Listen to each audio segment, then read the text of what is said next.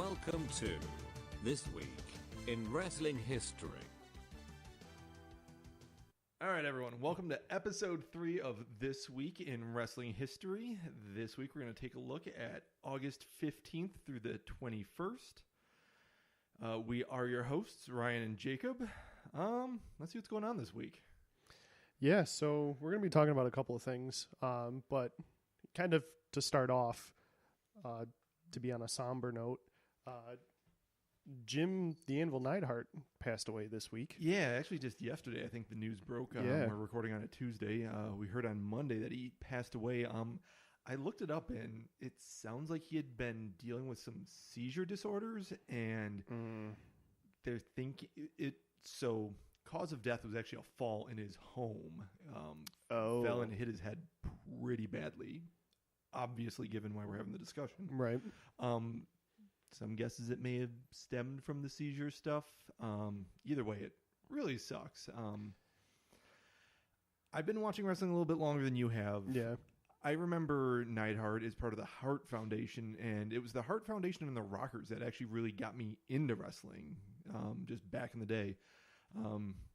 Bret Hart and Shawn Michaels mark since way back, but I remember Neidhart is part of the Hart Foundation, just kind of being like the enforcer role and always kind of being like the real big, almost crazy, but just more like big, barely tough guy. Yeah, he was always, to me, he was one of the first heavy hitters out of a tag team when there were two different sized guys in it. Yeah, they really set like the mark for kind of that like mismatched partnership kind of thing where you had like the smaller technical guy and then like the bigger bruiser guy. Yeah, because everybody that I had watched before that, they were either both really big or they were both super technical. Right. There hadn't been anything that was a split like that. Yeah. He played that part very well. Yeah.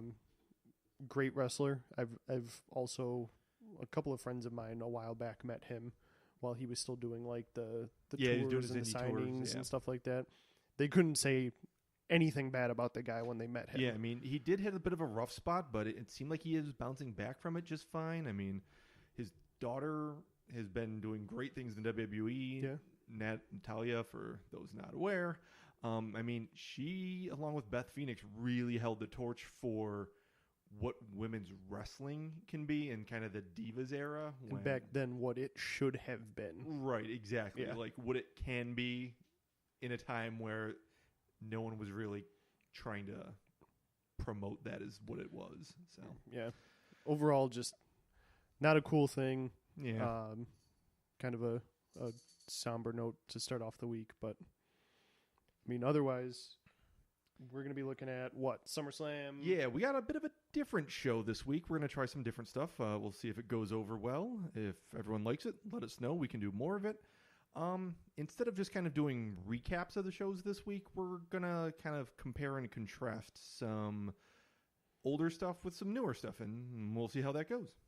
Yeah, we're going to, like Ryan said, talk about the older stuff and the newer stuff and kind of see where things have come from instead of just doing a solid, hey, on this show we're talking about X, Y, and Z and recapping what happened. Yeah, so we're going to go over a couple episodes of Raw, one from 2000 and then one from 2017, couple SummerSlams, and then if we got time at the end, we may sneak in just a recap of a PWG show. Yep, it's going to be SummerSlam 01 compared to, like we said, we're recording on Tuesday, so the SummerSlam that's coming up when this comes out on Friday, actually this weekend. Yep. And PWG, I just thought it was funny because the title of the show is Smells Like Steen Spirit. You're such a mark. I am. But it was funny, so if we can get to it, just a quick recap of the card because there was quite a few people on there. All right, well then let's shut up now and get on to the show so we got time for it. Let's go. All right. Raw Review, 2000 versus 2017.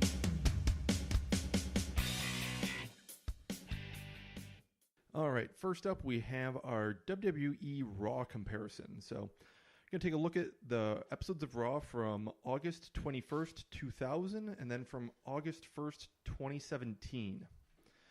So the Raw from 2000, let me just kind of do a quick little recap of both shows here for us. I got the ratings and such. Raw from 2000 did a 6.2 rating. The show without commercials was an hour and a half long. The total amount of wrestling in the show was 26 minutes and 30 seconds. Out of an hour and a half? Out of an hour and a half, less than a half What hour the hell? was wrestling. From 2017, overall rating for the show was a 3.2. The entire show length minus commercials was 2 hours and 16 minutes. And the amount of in-ring time was 63 minutes. So, Oh, wow. still less than half, but, you know, from 2000, it was less than a third of in-ring time. And I'll get to that. So let me run down both shows real quick here for us. From 2000, we opened with just JR. The King was not there. JR wasn't sure why he was there. We had a recap of SmackDown from the previous Thursday. Rock comes out, does his typical Rock shtick. Commissioner Mick Foley comes out. Then Kurt Angle and Triple H come out. This was the time where Triple H and Stephanie were kind of the main heels of the company, along with Shane and Kurt Angle. They come out, they do their whole big thing. Basically, Triple H and Angle were fighting to see who would face The Rock for the title at SummerSlam coming up. They do their thing, go to commercial, we come back from commercial, and we see Taz walking in backstage, and it's backstage. He walks by some giant shelving, and a bunch of boxes get knocked off the top of the shelf, and the King was behind it and shoved the boxes onto Taz.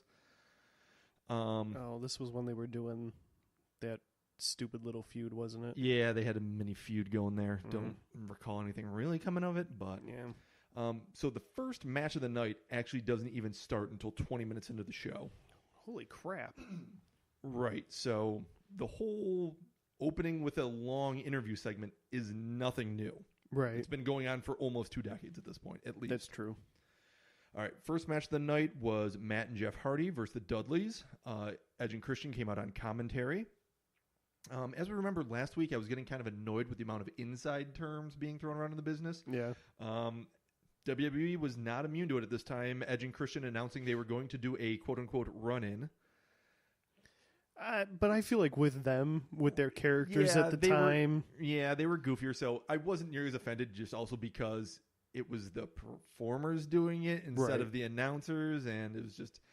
It felt a little bit more natural, and it was funnier, so if it works, it's more forgivable, and it worked. Hardy's won via Edge and Christian chair-shotting Bubba behind the ref's back, and there's a pin there. Next match of the night, Trish and Val Venus versus Crash Holly and Ivory. The weird thing to note here, it was a weird mixed tag. So Trish and Val Venus were actually preparing for a SummerSlam match between Eddie Guerrero and Chyna. Okay. So the super weird thing here was this was actually like one of Trish's first matches. This was her transitioning from valet into wrestler.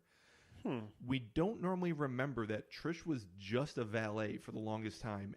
Yeah, I can't say that I actually even knew that, to be honest. So she originally managed Test and Albert, the team of TNA. That's right. Right.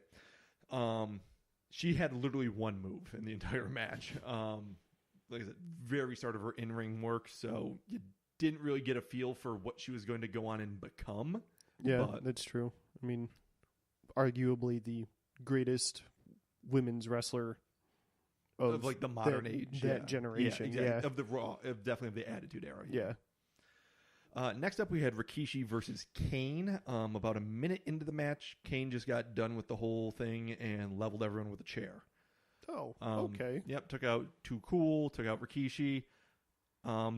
Because the big guy needs a chair. Right. So it was literally a minute into the match, and so far none of these matches have been going very long at all.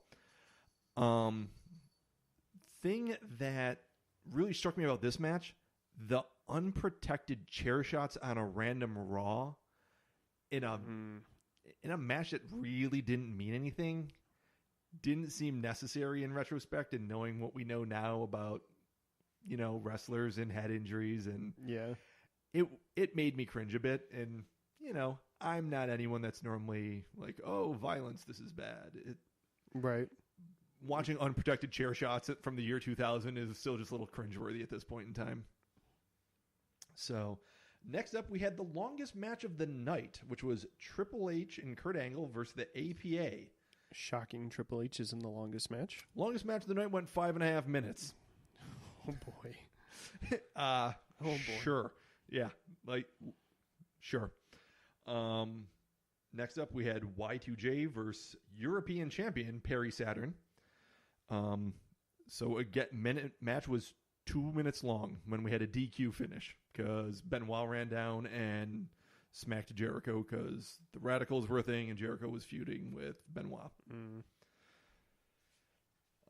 Next up, at some point in the night, Commissioner Foley had made a match for both Shane and Stephanie. Shane was to face hardcore champion Steve Blackman, and Stephanie was to put her women's title on the line versus Lita. Okay. So match number 6 of the evening starts with Steve Blackman in the back walking out to the ring, gets jumped by Test, and then by Albert, and then by Edge and Christian, and then eventually by Shane with a kendo stick, who then eventually wins the hardcore title. What? Like, where's the storyline coming with all of these people jumping Blackman? Edge and Christian had been known to be helping Shane off and on. So they were doing their heel thing, which was fine. I honestly don't remember how Test and Albert were involved in it. They were a team, but obviously we are after Stephanie and Triple H ruining the Stephanie and Test wedding. Right. So why Test is helping out? I'm not sure. Quick note. As of when I was reviewing all of this stuff, the number of hardcore champions as of when I looked it up, 240. The belt had been active from 98 to 2000. What? So in 4 years, 240 champions.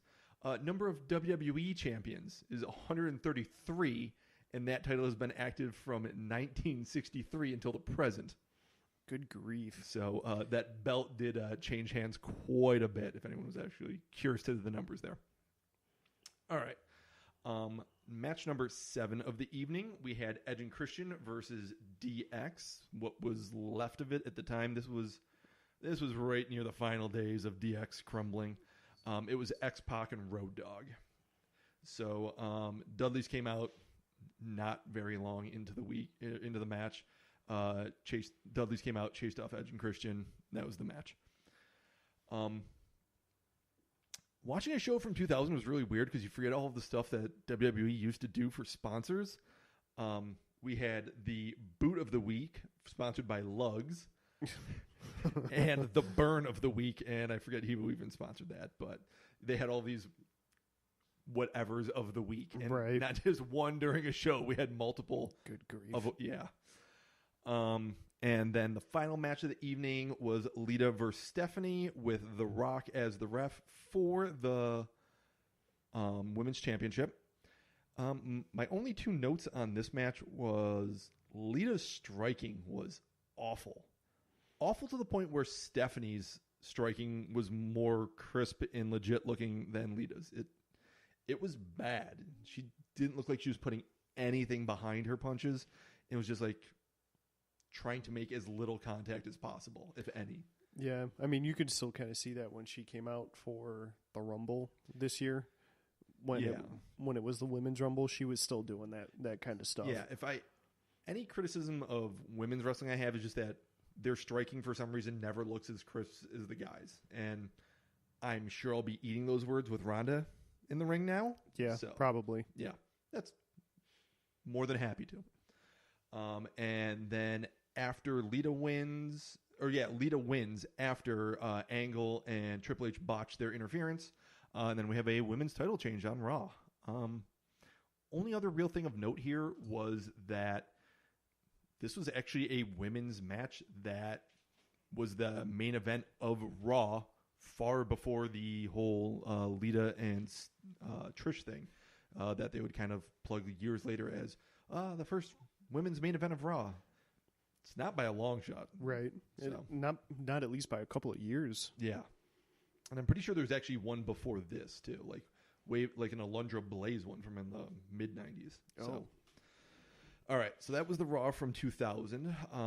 Do an even quicker recap of last year's Raw from 2017. We open with Brock Lesnar and Paul Heyman recapping SummerSlam that had just happened. We have Braun Strowman versus Brock Lesnar, kind of doing their whole shtick from last year. First match of this show was 15 minutes into the show, so they're About getting the same time. Yeah, they're getting better about it. Still not great, but first match of the night was Big Cass versus Enzo in a street fight. Oh boy. Boy, things have changed just a year later after that. Both guys gone from the company. Yeah, this whole thing ended when Cass blew his knee out. Shocking. Yep, and then Enzo went on to have his little cruiserweight run and then fired, and Cass came back from that injury, didn't do the right things at all, and was also fired. All cringe/grunt worthy. Yep. Nia Jax versus Emma was up next. Match went less than a minute. It was a squash for Nia Jax. This was right when she was coming back from having that little time off? Yeah, it was right when Nia Jax was coming back. They were kind of pushing her back as the monster role. My only note here was Emma would be gone in less than 2 months as well. Match number 3, Elias versus R-Truth. Straight up squash match. Match lasted less than 2 minutes. We had a Reigns versus Cena promo, which... Yep, dueling boo chants. Cena getting the slightly better reaction just because everyone was freshly hating Reigns more. Miz interrupts, complaining about how he's the IC champion and not being taken seriously, and the crowd was loving it. Yeah, I remember that whole thing being pretty over when the Miz stuck his nose into it. Right. Matchup after that was our 205 token match of the evening. Back when they were still doing that token 205 live match on Raw, which they've thankfully stopped doing. And swapped out the purple ropes real quick. Yep. We had a 4 versus 4 tag match. So at this point in time, 205 was still struggling pretty bad. And I don't think doing a 4v4 tag match helped them at all because you couldn't let anyone really highlight their personality or what they were all about in contrast to the rest of the guys. It was a little bit of wrestling, some flippy-doos, some high spots, and we're out. Yeah, I think this was just them trying to push all the guys that they signed to decent contracts to actually be on TV and have try to actually use use the talent they had, and whether or not they were using it properly. Next up, we had Rollins and Ambrose versus the Hardys. So this was shortly after the Hardys had returned at Mania. I believe they lost the belts to the Bar, and then the Bar lost the belts to Seth and Dean. Okay. If my memory serves, which it totally could not. Good match. Everyone got their stuff in. They went almost 17 minutes on this match. Really? Yeah. And that's a point I'll bring up later. And then just super quick, rest of the night was Jason Jordan versus Finn Balor in a losing effort. Went almost 12 minutes there. And then our main event was Cena and Reigns going over Samoa Joe and The Miz. And they again went almost 15 minutes, I believe. So, what to say about all this? Hot take coming up. I think they need less wrestling on Raw. Yeah, I mean, it sounds like... Let me actually rephrase that. They don't need less wrestling. They need more matches. They need more people doing more things so that we care about more characters. And just shrinking the time out of those super long matches. Right. So Seth and Dean versus the Hardys didn't need 17 minutes on a Monday Night Raw. You could have had a perfectly serviceable match in 8 to 9 minutes, and then that's a match that could have been saved for a pay-per-view. Yeah, with those 4 guys, Yeah. that should have been a pay-per-view match. Exactly. They don't need to put it all out in the middle of middle of a Raw. Like, they weren't even the main event of a Raw. They were the middle of a Raw. There's no need for that match to be the longest match of the night, no matter how good those guys are, which they're all very, very good. You can have a perfectly good little match where it's 4 faces, 2 face teams, and have it end in like a quick roll-up pin, a quick, inside cradle or something where, someone got distracted, there's a slight miscommunication, not a screw job finish, not a dirty finish, just a quick little, miscommunication, and the champs get the roll-up, 1, 2, 3. Okay, wasn't completely satisfying, we didn't see any finishers, we didn't leave the crowd wanting more, and a reason to tune into the pay-per-view. Right. Give them a reason to actually go out and get the network or buy the pay-per-view or do something with it. Precisely. And this is going to kind of get into my next hot take, but they're playing to the smart crowd too much and trying to give them like these. They're trying to put on 5-star matches every night, every Monday night on Raw, because we've been seeing it more recently with Seth going out there with Ziggler, with who was it before Ziggler where he was having the long matches? I thought there was someone else. He had that gauntlet match. Yeah, the gauntlet. There you go.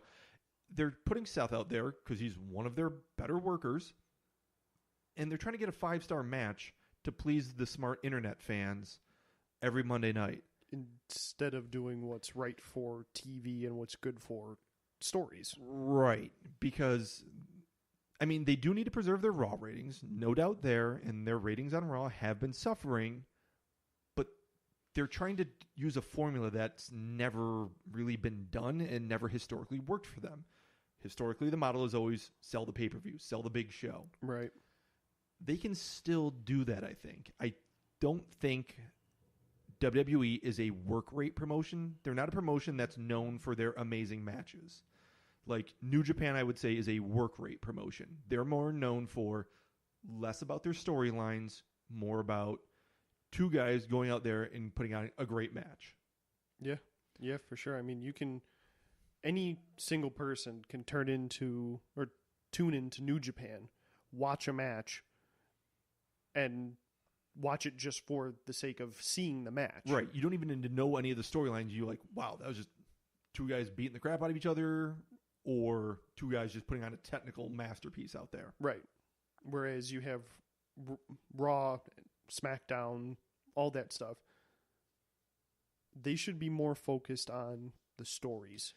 That's one of my biggest takeaways from these 2 shows, just the sheer difference in characters. WWE lives and dies by its characters. It always has. It always likely will. Going even all the way back to the 80s and 90s, it was like that. Yeah. Some of the worst period of WWE was when you had awful, terrible, one-dimensional characters like you're Trash Men, you're the Goon, I'm a hockey player. Right. Yeah. Brooklyn Brawler and all right, that. exactly. That's when it's at its worst. It's at its best when it's relatable characters you can get behind, like Steve Austin. Yeah. And they're not really making great characters right now. And so let me transition to my next point. What I think is really hurting them is the WWE Universe. The universe is now this concept that WWE pushes, that the fans are essentially a character that plays a role in the programming now. So by putting this idea out there, the fans are no longer giving an untainted reaction. They know that they're being played to now. They're looking to give a certain tailored reaction because they understand that that's how they now give input back to the company. And I don't even blame the fans for this. I blame the company as trying to put out this idea that the fans are a character that we now play to. Yeah, it's like adding the third man into the one-on-one match. Right. The fans are no longer giving a genuine reaction when you pull them in like this. They're giving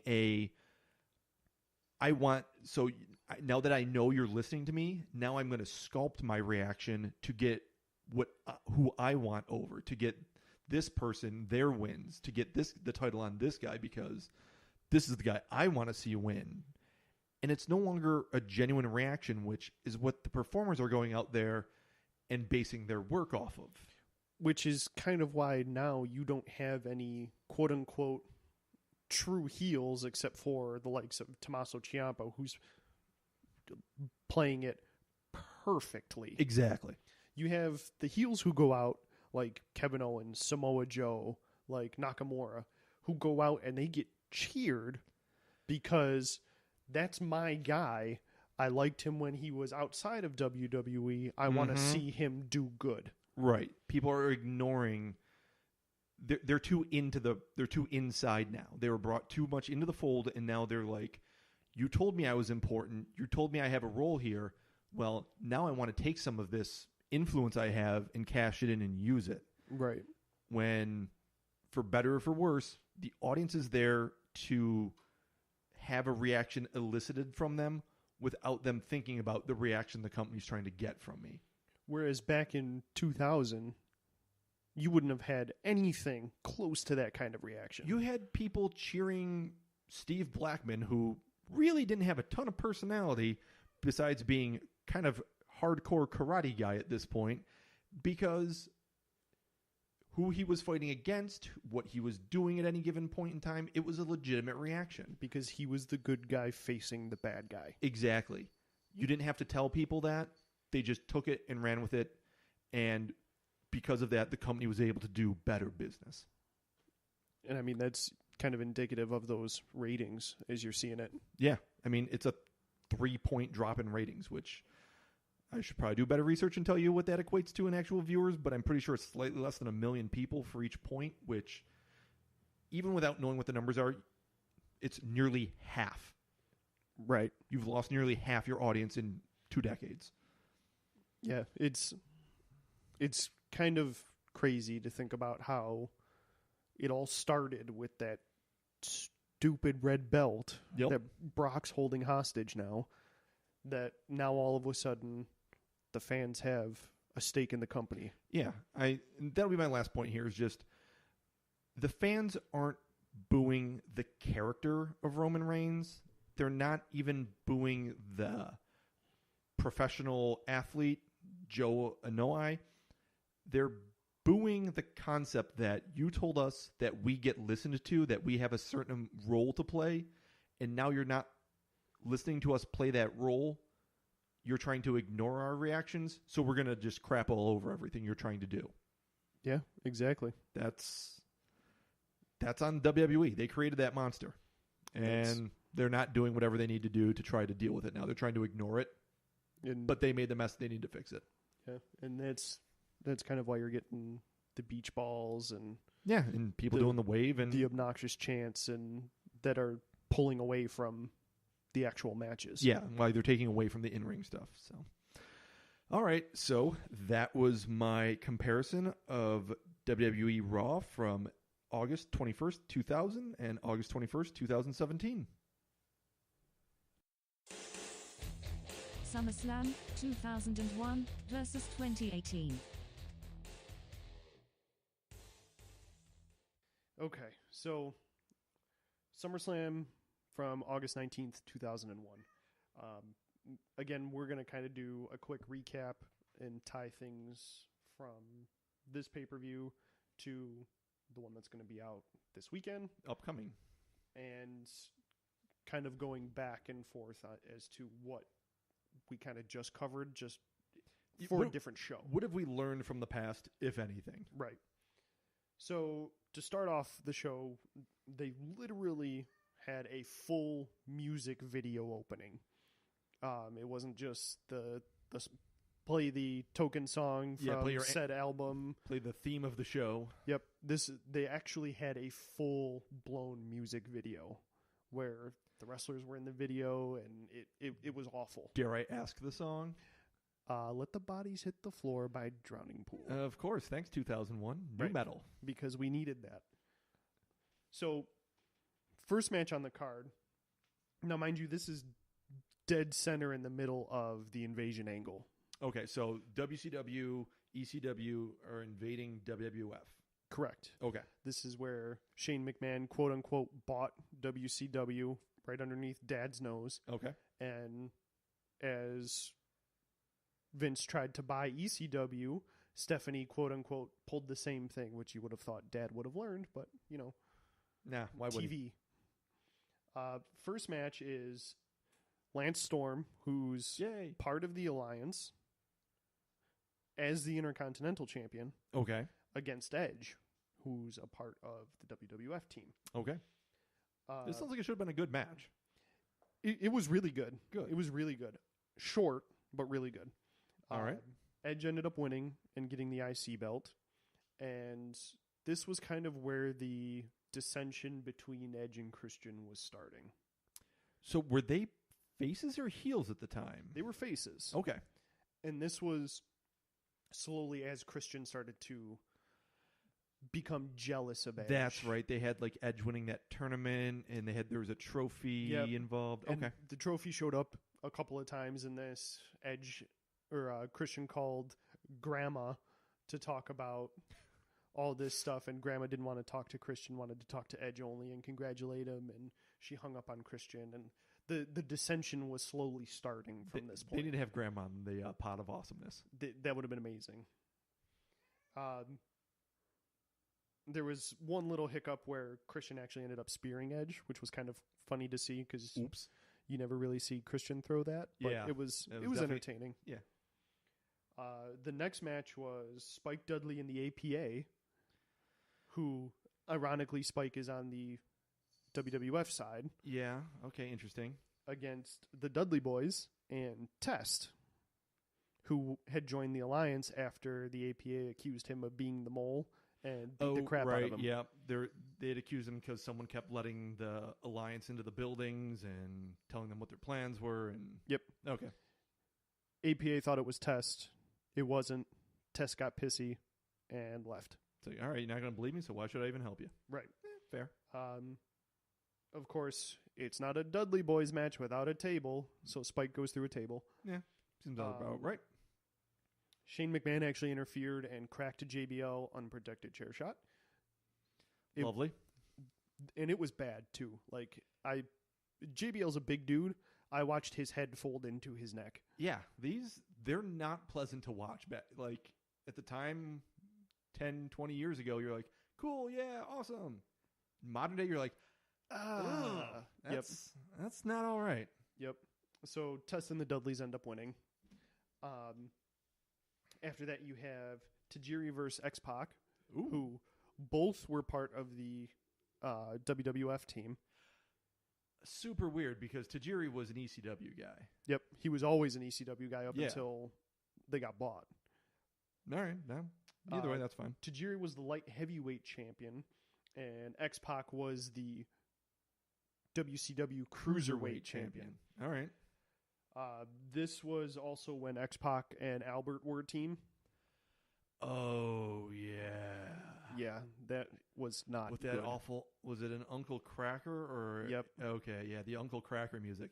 Not good. Yeah, it was straight out of the 90s. Yep. X-Pac ended up winning, got both titles because it was a title for title match. This is when this is where they're starting to kind of end the invasion a little bit. I think it's starting trying to unify the titles a bit. Because shortly after this was SummerSlam, and that's where the invasion ended. Okay. No, this was SummerSlam. Yes, this was SummerSlam, but afterwards. Okay, is when it ended. Yes. Okay. So this was when they kind of merged the two titles. X-Pac walked around with both of them for a while, and then they went defunct. Gotcha. Albert came in and interfered, which caused X-Pac to win, obviously. Seems good. They do afterwards a short little promo of Perry Saturn in WWF New York, which was that little restaurant that they had in Times Square. Oh, yeah, that little piece of real estate, which I'm sure cost them a small fortune. Yeah. And Perry Saturn was actually looking for Mop because Moppy! he was in love with Moppy. Yes. And Moppy was on the milk carton. Moppy was not as good a character as Pepe. Nope. But it was just kind of funny to see. Yeah. Perry Saturn tearing up over a mop on a milk carton. Yep. Pepe being Chavo Guerrero's horse from WCW. After that, you have Rhino and Steph talking about how they're going to end Chris Jericho because this was high point of Jericho making fun of Stephanie McMahon. The brutal trash bag something brutal. Yeah. So it ended up being Rhino versus Jericho. All right. Jericho ended up winning. It was after there was a slight interference by Steph, but Jericho used it to his advantage and kissed Steph. Okay, and everybody was like, whoa! Rhino tried to tap Jericho out with the walls of Jericho, but it didn't work. Jericho reversed it and tapped Rhino out. All right. So far, if we're keeping track, WWE 2, Alliance 0. Alliance 1. Test and Dudley Boys. Oh, forgot about that entirely. Okay.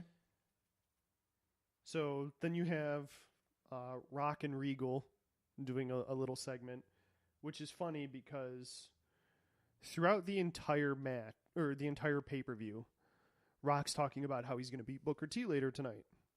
And you have I can't remember the guy's name. He wore these little pink and black shorts. And at one point he had Sean Stasiak? Yes. Meat. Yes.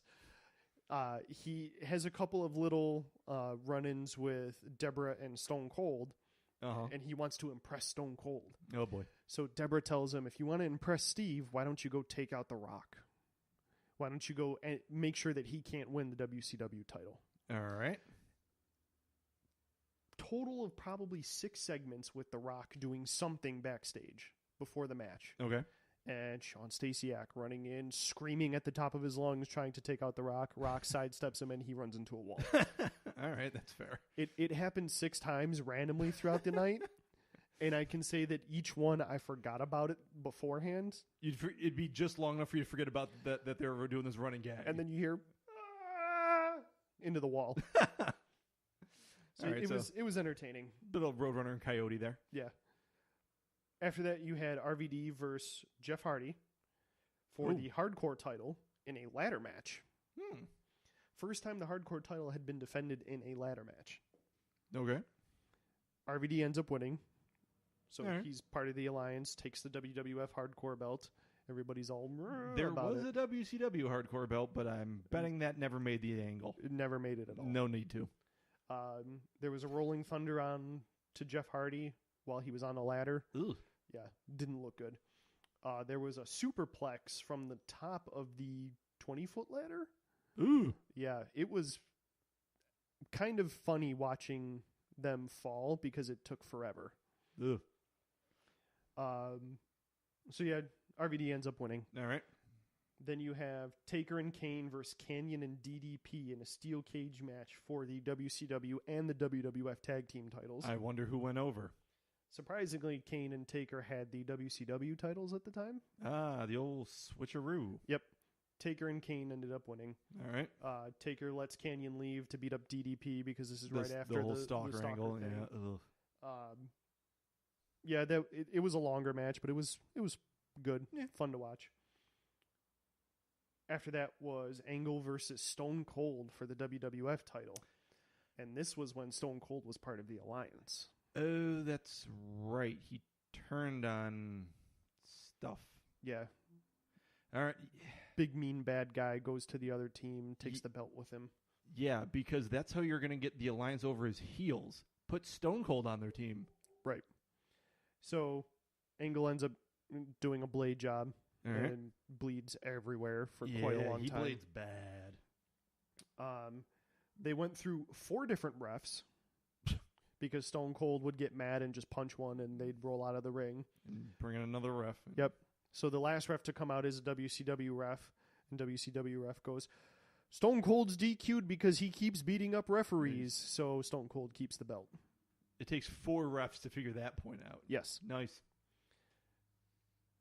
So After that, we have the main event, which is The Rock versus Booker T for the WCW title. All right. And Booker T comes out with Shane McMahon. Okay. I always forget how good Booker T actually was. Yeah, Booker is really good. And this was like heyday Booker T. Yeah. The Rock ends up winning after the APA comes out and clothesline from hell on Shane. All right. A little Takes him out. Payback for the chair shot earlier in the night. And overall, it was a good match. The ending was very, very rushed. And when you have a rock concert and they have to do a full video at the opening of your show. Yeah. It to the point where Booker T hits the bookend, then hits the scissor kick, and The Rock is laying essentially, quote-unquote, unconscious in the corner. Uh-huh. And then all of a sudden does a kip up as Booker T is pandering to the crowd, hits one rock bottom, and ends it. Boo. They really wanted to bury WCW after this whole thing, so... Yeah. I mean, mission accomplished there.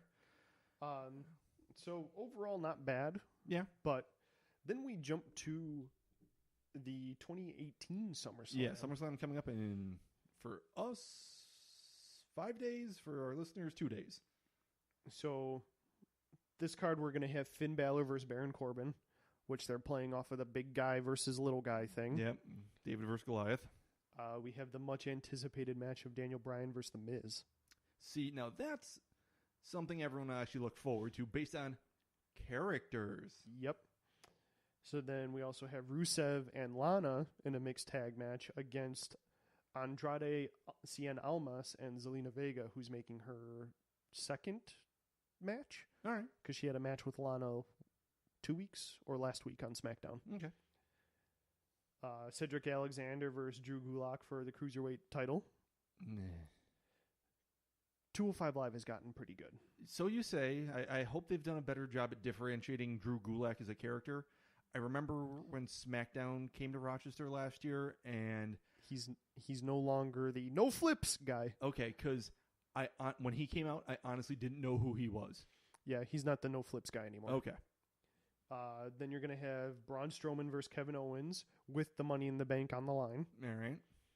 Bludgeon Brothers versus The New Day for the SmackDown tag titles. Yeah.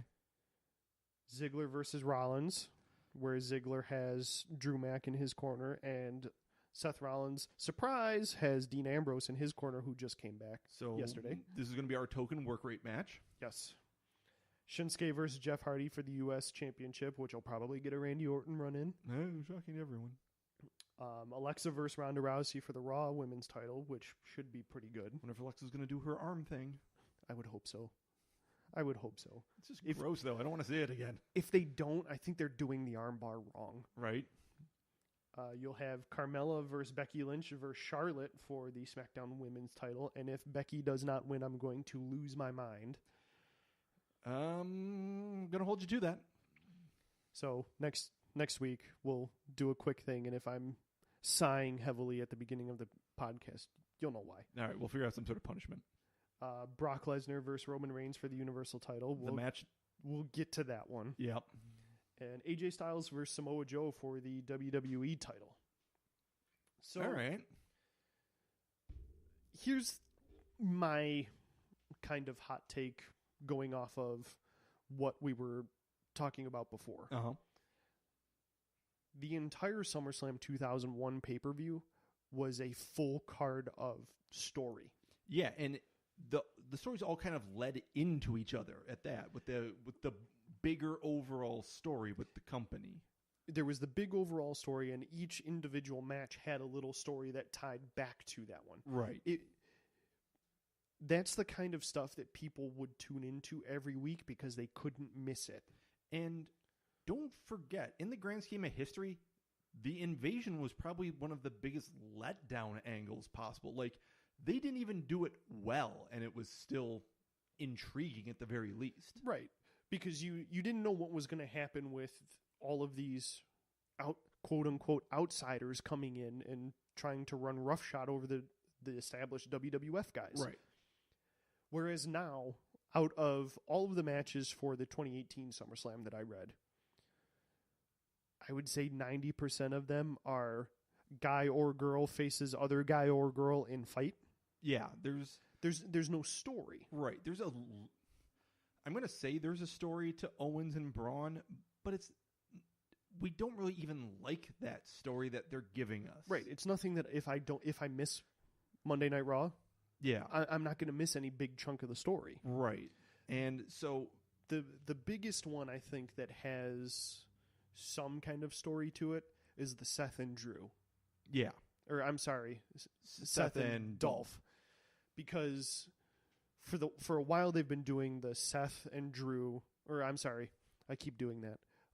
Dolph and Drew against Lonely Seth, who has no backup. yeah, keeps getting the 2-on-1 disadvantage. And what adds a little bit more to it is that all three of those guys are workhorses. Right. So these guys, we're starting to actually build a story that we care about where, hey, there's this guy that we liked, and now he's getting the 2-on-1, lost his belt, and getting taken advantage of week after week after week. Right. Now you add the former Shield member, you bring back Seth's brother-in-arms, Dean Ambrose, Right. who's back with a new haircut and looking ripped as hell. It's interesting. It's adding layers to a story that was already interesting. Right. That's one of those matches where I don't want to miss Monday Night Raw because I want to know what's happening. I want to know what leads up to it, and it's going to be a good match. Yeah, and they keep... So unlike the Kevin Owens-Braun thing where it's kind of the same, Kevin runs away, Braun chases and does something strong every week, and there's a little bit of value to doing a stunt with Braun once a month that they've basically been doing, but there's really nothing changing in the story. These are the two guys that are going to fight at the next pay-per-view. Watch them tread water until we get to the pay-per-view. Right. And it's not like Braun is still flipping Mack trucks. He's knocking over porta potties now, which... Poop jokes. And then you have a match like Brock versus Roman, which, why the hell are we getting this for a 17 millionth time? People are looking forward to this match being over more than they're looking forward to the match. Yeah, they want this whole arc to be done. They're done with Brock. They're done with Roman. They're pretty much done with the belt they're fighting over because it's not been around. It doesn't mean anything. Right. You have the Intercontinental belt, which in my thought process, that should be the main event of the night, if not the WWE title match, because the Universal belt means jack at this point. Right, exactly. And you don't have it. So going back to what I was saying about previously about the whole characters versus work rate thing, you actually do have work rate and characters in Seth and Dolph, but you've almost started giving away too much of their match on TV. Like, they're getting 15, 20 minutes on TV. Every week. Every week. We could have been saving some of that up. Granted, Dean and Drew on the outside now that there's even sides, we'll change the dynamic a bit, change things up. We can have a little bit more. I'm also on a complete different side. Maybe jacked Dean will not have the crappy rebound offense. Maybe, hopefully. We'll see. We can hope. I mean, out of all these other ones, the only other two matches that I'm excited to see are AJ Styles and Samoa Joe, because they have the built history, but it's not within WWE. Right.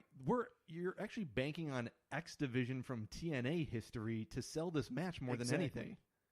And then you have Daniel Bryan and The Miz, purely because I want to see Daniel Bryan smack The Miz around the ring. Right. So, honestly, the Daniel Bryan Miz thing is probably about as close as we're going to get to our Attitude Era heyday. We actually care about these characters because it's a compelling story, not because we care that this is going to be a good work rate match. Exactly. So, because you actually want to see what happens out of this because it's been years in the making. Right.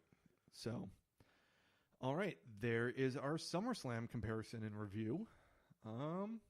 Think we got time for PWG? I think we can get to some PWG. Yeah, smells like Steen Spirit. Let's go.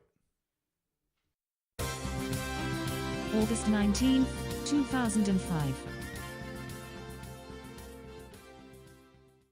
Okay, so we have PWG Smells Like Steen Spirit from August 19th of 2005. And I said Steen with an S, not teen, like the Nirvana song. Like I said, I wanted to look at this just because I thought it was a funny name. All right, fair enough. And there was quite a bit of people on this this card, especially for PWG, which back then wasn't super big. Yeah, they've definitely become a bigger indie, but still indie promotion. Yeah. So first match is a tag match: Disco Machine and Ronin versus Gunning for Hookers. Yeah, that's what I said.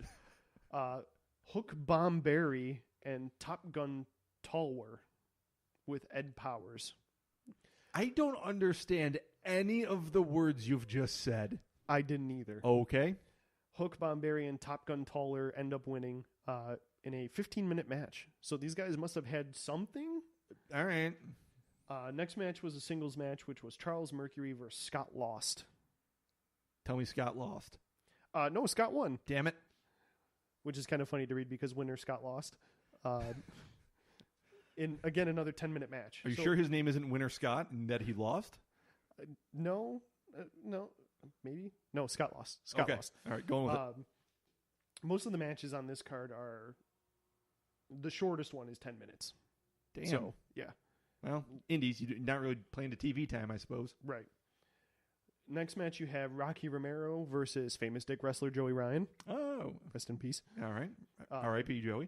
Rocky Romero, actually now one of the bookers for New Japan. Yes, So Yes. he definitely went places. and actually ends up sometimes teaming with Roppongi 3K.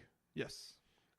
Joey Ryan ends up going over 15-minute match, All right. which is surprising because Joey Ryan is still wrestling. He made his debut in 2000, All right. So this is, almost 20 years in the business. For the yeah, guy. early in his career, but yeah. Next you have the Hardcore Kid and Davey Richards. All right. Davey Richards, he's still in the business or is he recently retired out of ROH? Still in the business, Okay. kind of doing less frequent bookings. Okay. But still bigger named indie guy. Yep. So, all right. Against Alex Shelley, half of the Motor City Machine Guns, All right. and TJ Perkins, who surprisingly made his debut in 1999. Dabbing since 99. Nice. Davey Richards and the Hardcore Kid end up going over. Next, you have the PWG Championship match, which, as the show is named after, you have Kevin Steen, a.k.a. Kevin Owens, All right. against Quicksilver. Kevin Steen ends up retaining his title after a 20-minute match. Tell me Quicksilver is actually someone that we would know? I don't think so. Okay, then. So then you have Chris Bosch, not the basketball player, against Christopher Daniels. All right. Christopher Daniels ends up going over. This is kind of at the peak of Yeah, the this fallen angel, Christopher Daniels. This is and- peak of his kind of initial indie Yep. career. Exactly. After that, you have the PWG Tag Team Championships, which is two skinny black guys. That's the name. That's the okay. Which is Human Tornado and El Generico, which, in case you don't know, El Generico is Sami Zayn. Never been seen at the same place at the same time. You can't prove that. Either way, they're not two skinny black guys. Okay. Versus Frankie Kazarian and Petey Williams. Okay, so some TNA stars of the time. Yep. El Generico and Human Tornado end up retaining their titles Yay. in a 20-minute match also. All right. And then the final match of the card is Samoa Joe versus Super Dragon, a.k.a. the Booker of PWG.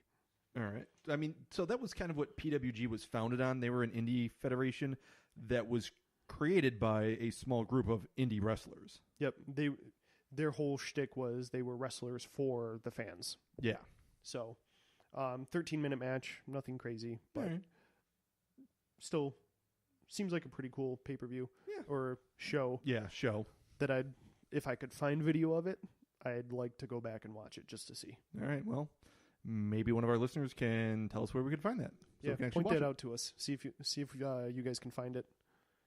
So that's PWG. Smells like teens. Ha! Ha! Oh God, smells like Steen Spirit. All right. You don't get any more of these until you can actually pronounce them again. Yeah, that's true. All right.